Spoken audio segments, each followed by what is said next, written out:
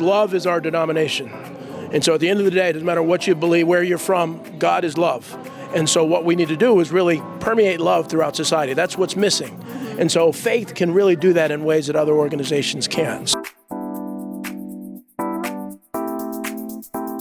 We're starting off the New Year strong at the Inaugural Winter Convocation hosted by the Faith-Based Institute of Public Policy at Kean University.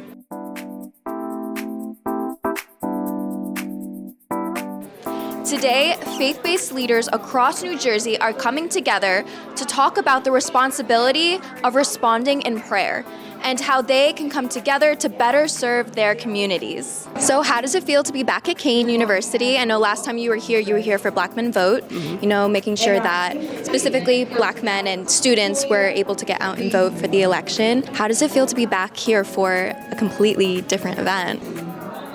Well, it's wonderful. I mean, President Repillette has been a good friend of mine for a long time, and he's done wonderful things at Kean, Kelly as well, and just to be here and what Kean is all about in higher education. As you know, I've been a president of a university.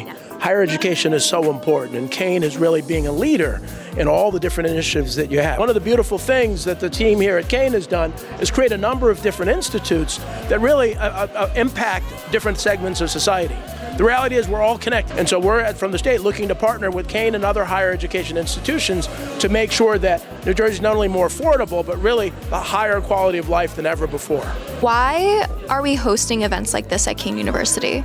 So it's important for us to host things like this at Kean University because we want to bring the faith community here. They touch all aspects of the community at large around Union County, and we want to be an anchor institution here in Union County. So we want to make sure to bring them in across the state so we can bring legislative leaders, faith-based leaders here, talk about the important issues and things for the state so we can be seen as a leader across the state. And what are some challenges that you have seen with uniting different faith communities? Normally when you uniting people together, it's all about who's in charge, who's this, who's that.